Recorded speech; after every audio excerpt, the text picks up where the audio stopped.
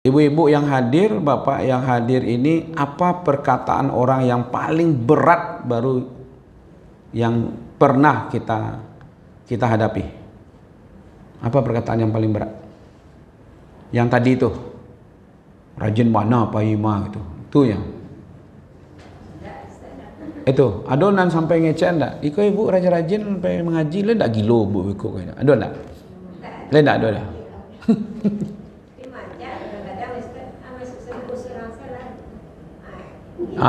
Itu ada ya. Kece lah besok kami berbondong-bondong masuk surga. Tidak ada orang masuk surga seorang. Tidak. Surga saja seluas langit dan bumi. Oke. Sekarang kita coba buka berpelan-pelan Bapak Ibu. Ya. Apa saja perkataan buruk yang pernah dilontarkan kepada Nabi Muhammad. Oke. Kita mulai dari sini. Coba lihat di sini. Satu, Nabi pernah dituduh sebagai penyihir. Ya. Nah, nanti lebih dalamnya di surat Mudatsir ayat yang faqala inna hadza ila sihru. Ini kok sihir kok. Jadi Nabi Muhammad itu dituduh menjadi tukang sihir. Ya. Nah, pernah Ibu dituduh? Nenek sihir enggak? Kakek sihir enggak ada kan? Ya kan? Enggak ada. Ya kan? Ibu boleh enggak kena sihir di pondok tu? Acoknya datang situ. Hah? Enggak, karena awak tuduhannya awak kok. Lain ada dua lain. Oh, itu kan dia awak berang tadi tu. Ya kan? Nyinyi ada gaya komah aja. Tu awaknya salah tu. Mengapa berang-berang kan? Ini komentar ketika, coba bayangkan, ketika disampaikan Islam untuk menyelamatkan mereka tuduh Nabi tukang sihir. Nah, tuduhan sebagai tukang sihir itu yang wasbir, sabar selah, tarui jula, ya kan? Kau tiba orang manggale, kau nan gale tetap dibuka, ya lapak kau buka tarui, itu satu, penyihir, tukang sihir. Nabi juga dituduh penyair, sair-sair, dianggap tuh, ya kan? Mereka mengatakan bal qalu ad'atu, mereka mengatakan nah ini perkataan mimpi-mimpi kalut, ya kan? Siapa orang penyair, syair, iko syair-syair seko, itu dituduh Nabi seperti itu, penyair, ya kan? Kalau tiba di awaknya Minang mungkin tukang siu apa jago, tukang dendang. Ambo dulu ceramah-ceramah di apa?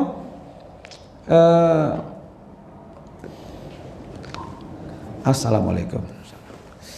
Malahan Ibu, kami pernah dianggap orang Ustaz orang mengalih ube orang mengalih ube lo ke didangan.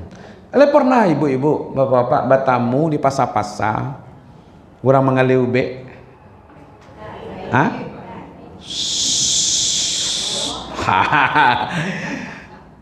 Itu ular lah mulai itu. Ya kan nyobumbui kok. Itu nyogoyang-goyang ke rando kan. Itu orang rami itu. Itu ke meli ube dulu. Kok ada laku ube itu. Jadi para ustadz kok dulu kami kan ceramah-ceramah tuh dari, ya kan? Ambo mulai mengaceramah aku ibu tahun 91 mulai ibu. Kini 91, kini 2025. Berapa tahun tuh? Hah? Bahkan kan jauh lebih lebih baru separuh umur ambo. Iya kan? Tukang ube kan sampai orang. Ambo peluri saja ya. Memang ambo tukang ube. Wa nunazzilu minal Qur'ani ma huwa shifaa'u wa rahmatul lil mu'minin. Ya tukang ube, tapi ubenya ube rohani. Iya kan? Maka itu kan ini hadisnya ada yang mengatakan hadis palsu tapi maknanya benar. Yang paling baik mendengarkan pengajian agama kok satu pihak keluarga, yang kedua tetangga. Dikecil hadisnya palsu, nyatanya memang begitu. Malah kadang-kadang ustaz tuh viral di mana-mana, tapi di kompleknya ada seperti itu. Iya kan? Kamu ingin membalikan fakta itu sebenarnya tuh ibu-ibu. Yang kita ajar ini agama. Kalau mereka butuh, ayo, kan gitu kan? Nah, tapi Nabi saja dituduh sebagai penyair. Nah, sabarlah menghadapi itu. Itu di sini wasbir ala ma taquluna. Ya kan? Oke, itu yang pernah nomor 2 yang terjadi. Yang ketiga, Nabi itu, aku lebih ekstrim lah kok. Orang gilo lah ke didangah gitu. Nah, itu tadi mau tanyaan tidak ada yang mengecehan ke bapak ibu-ibu kalau datang mengaji ke pondok beko. Gilo. Iya kan? Memang ada gilo pengajian pamannya kan. Gilo kan banyak lah kok. Ada gilo di anak, ada gilo di cucu. Kadang-kadang tuh ngaku sendiri itu. Ustaz tak bisa kami ikut pengajian Ustaz Lambuk ini lagi gilo. Ustaz gilo apa tuh? Gilo di cucu gitu. Tapi hebatnya itu ketika mereka mengatakan Allah yang membelanya gitu. Innaka la majnun. Tak perlu lo Nabi mengecehan gilo bahari kalian kau dak. Do Nabi mengecehan itu dah. Selama di parui kalian mengecehan ambung gilo main dak do. Itu yang dianggap tadi itu bahwa Allah yang membelanya langsung turunkan. Sesungguhnya engkau nih Muhammad ini ketika mengatakan ya kata ayat-ayat itu turun dianggap dia benar-benar gila, Allah yang mengatakan majnun itu kan dihardik itu oleh orang-orang Makkah dikeceknya Nabi Muhammad. Ya kan? Tapi beliau kan luar biasa. Ya kan? Nah, belum sampailah ke tingkat itu seustad kuliah. Ya kan? Kecuali memang satu latihya itu baru itu. Ya kan? Oke. Kemudian Nabi juga dituduh sebagai tukang dusta. Mereka dikatakan di sini ini surat As-Saffat ini, ya kan? Ya, dianggap berdusta, gila, karena apa yang disampaikan itu dianggap kebohongan yang mengada-ngada, ya kan? Jadi ibu kalau seandainya siapa mangalah Ustaz tu dah ngawa Ustaz tu se penduto tu mah gitu. Abang kira tu. Gitu. Ya Nabi Muhammad saja digituan orang.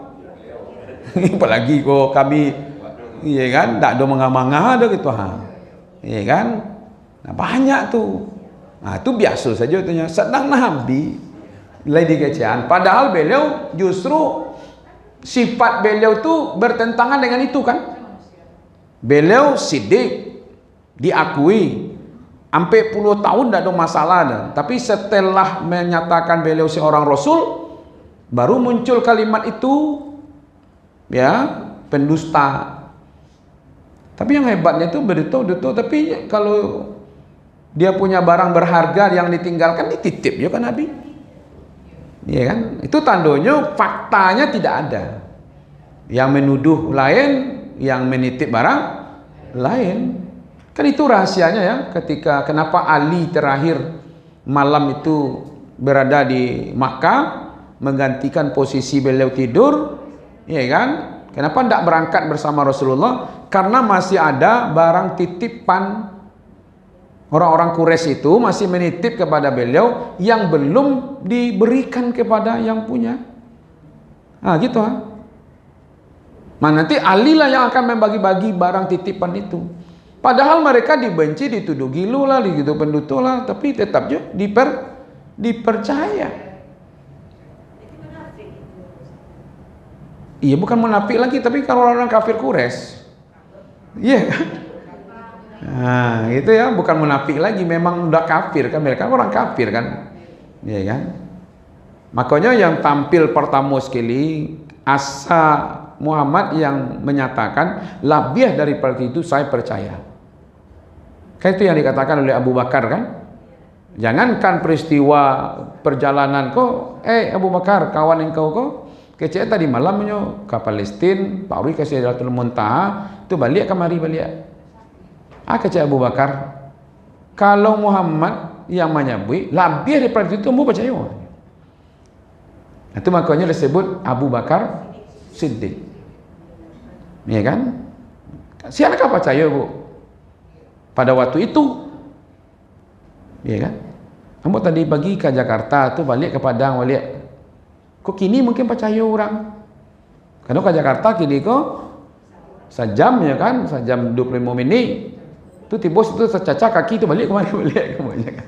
Iya kan? Putar kapal lo saya lah maunya percaya orang. Tapi kalau 100 tahun yang lampau, nyeresek kan yang orang. Lendak nge. Lendak tasapo gitu ya. Coba bayangkan apa mudah orang percaya tuh apa yang disampaikan oleh Rasulullah. Nah, makanya mereka tuduh tukang dusta. Alah ibu-ibu, bapak-bapak, kok hadir lawak di situ pada waktu itu? Apa betul kita akan berposisi mengaminkan, mempercayai Nabi? Belum tahu ya kan? Kok hadir lawak waktu itu? Tuh, apa kita berada di posisinya Abu Lahab? Atau langsung beriman? Belum tahu. Ya kan? Kini kan banyak lah orang tidak percaya kan? Dengan hal-hal yang disampaikan hari ini, ya kan? Nah itu dia dusta, tukang dusta. Nah, kalau tiba di awak dia kecen tukang selayu awak mungkin mabuk, ya kan? Allah ustaz-ustaz di pondok tu pandutu sesadong bertutup memang pagar galai, ya tak? Gitu kan? Ya tak ada orang ketibu tu. Ah, ini kadang-kadang begitu, itu pasti ada. Maka jawabannya apa? Hah? Wasbir, sabarlah, ya sabar. Tapi tidak sabarlah ada buat, ya kan? Kalau sabarlah tidak juga panuh itu dah. Sabarlah bu, gitu ya. Nah, sabarlah itu. Itu adalah perbuatan, perkataan. Nah, kita baru bicara tentang perkataan, gitu ya. Oke. Nabi pernah dituduh Iko belajar ke orang asing, artinya lah dipelajari. Kok Nabi membuat ayat kok, ada gurunya kok. Itu mungkin rahasianya Nabi itu ummi ya. Tidak bisa menulis, tidak bisa membaca. Bagaimana orang yang tidak bisa menulis bisa membuat Al-Quran? Ya kan? Nah, maka mereka tuduhlah Iko dari orang lain dapatnya gitu. Maka dituduhlah Nabi Muhammad itu bahasa bahayu itu tiruan atau dipelajari dari orang-orang lain. Itu pernah dituduhkan kepada Nabi. Akan lu menganga dewak itu dah. Iya kan? Nah, ada juga Nabi Muhammad itu dituduh tukang sihir, penyihir dan segala macamnya tadi ada. Kemudian Nabi juga dituduh sebagai pembuat agama baru, mengada-ngada. Karena berbeda dengan keyakinan orang-orang pada masa itu, ya kan? Maka dianggaplah membawa agama baru, ya kan? Oke, kita belum mendalami tentang ini. Ini poin-poin pentingnya saja yang pernah orang-orang kafir Quraisy nyatakan kepada Nabi Muhammad. Ini yang dianggap bersabarlah. Nabi Muhammad itu pernah juga ya dituduh mencari kedudukan, mencari posisi, mencari kekayaan. Aku banyak juga ini tuduhan seperti ini, ya kan? Nah, kalau tidak hati-hati, ya kan? Yang jadikan lahan, ya kan? Ambo dulu acok dituduh tu bu. Ceramah-ceramah ini menjadi lahan, iya, ya kan? Kalau itu didangan, dah dia ceramah dah. Ya kan itu didangan ya kan kau cari lahan sesadonya kan banyak orang komentar-komentar seperti itu tuh, ya kan?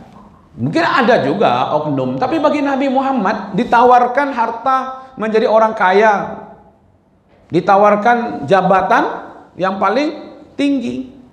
Maka Nabi mengatakan kalau seandainya bulan dan matahari berada di tangan, tidak akan berhenti berdakwah, ya kan?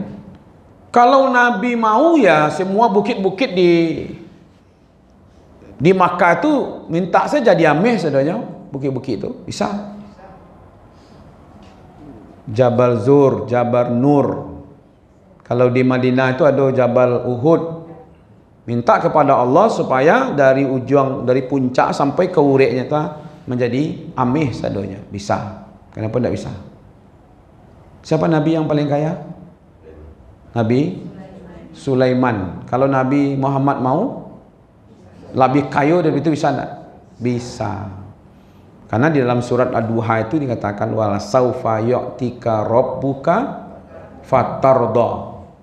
Tuhanmu akan memberikan apa yang kamu mau. Bisa, tidak bisa. Jadi Nabi dituduh ini bagian dari mencari lahan, ya kan? Karena memang ada lo kini yang model itu, bu, coba lo kecewa lah, ya kan? Mulai tenar seketik tu cari posisi dan agak, ya kan? Dakek kemari, maju di siku, kan ada jonan seperti itu, berubah di tengah jalan kan, ya kan? Nah, makanya aku sampaikan kalau jadi ustadz, target akhirnya apa? Jadi ulama. Nah itu baru lurus jalannya. Jadi kalau kini belajar agama, tujuannya menjadi ulama. Kalau dia berdagang hari ini, tujuannya menjadi saudagar atau businessman. Nah itu baru cocok. Kalau dia seorang dosen, apa target akhirnya? Profesor. Kalau birokrat, nah itu baru jabatan, ya kan? Itu baru lurui gitu, ya kan? Makanya pernah mau sampaikan Bapak Ibu, mau baca ada seorang mahasiswa di Amerika itu, dia melihat bosan melihat pertambangan ini merusak alam dan segala macam dengan undang-undang yang ada. Lalu dia masuk kuliah di pertambangan, S1, S2, S3-nya di situ, sehingga ahli dia di situ, barunya masuk ke parlemen. Karena yang tujuan awalnya dia ingin merubah ya dunia pertambangan. Tapi kalau mengaji-ngaji modeliko, dah tu beko masuk ke parlemen merubah apa? Makanya kadang-kadang hilang pengananya di dalam gitu. Itu masalahnya. Karena tidak masuk itu. Iya kan? Makanya kalau yang luru itu. Kok tidak mengata jadi ibu? Tidak pernah tampil. Akhirnya dibuatlah pidatonya Pak. Dibuat pidatonya. Dibacanya pidatonya itu.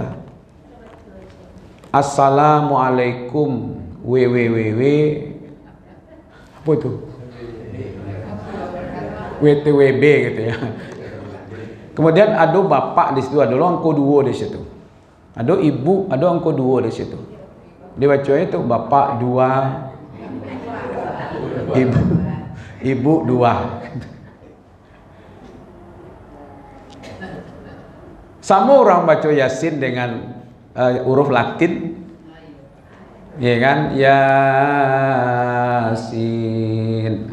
Tapi yang Latinnya bacanya Yasin gitu. Yang huruf Latin itu ada ya.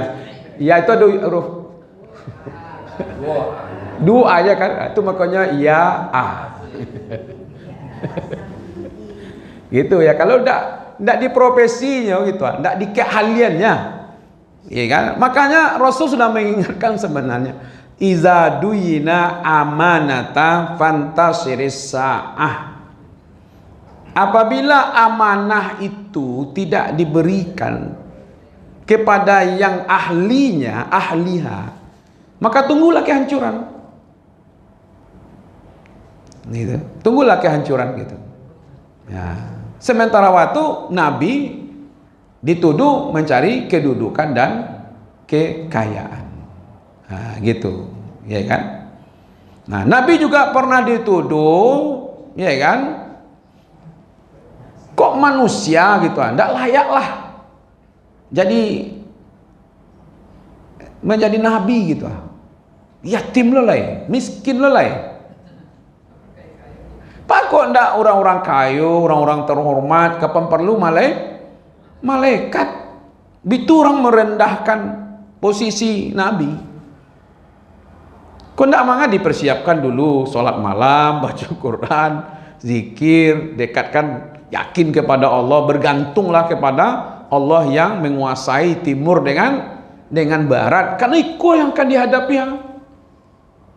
Orang-orang yang seperti ini hendak layaklah. Masa ya Muhammad yatim, orang gaya, ibu meninggal, miskin, tukang kabalu kambing, itu menjadi nabi, ya kan? Kalau iyo nya mengandak yang sudah punya tempat terhormat, ya kan? Nah itu dia. Kapan perlu malaikat? Itu makanya dikatakan di sini. Mereka mengatakan wa qalu laula nazala hazal Quran. Masa Al-Quran kau diturunkan kepada laki-laki yang ya orang-orang seperti ini gitu. Bantu nak dosa orang nan hebat di Makkah kau ya. Bantu nak dosa orang yang hebat di Madinah kau. Ke pembesar-pembesar itulah diutus. Maka kalau seandainya diutus malaikat pun ibu-ibu, kira-kira orang percaya enggak?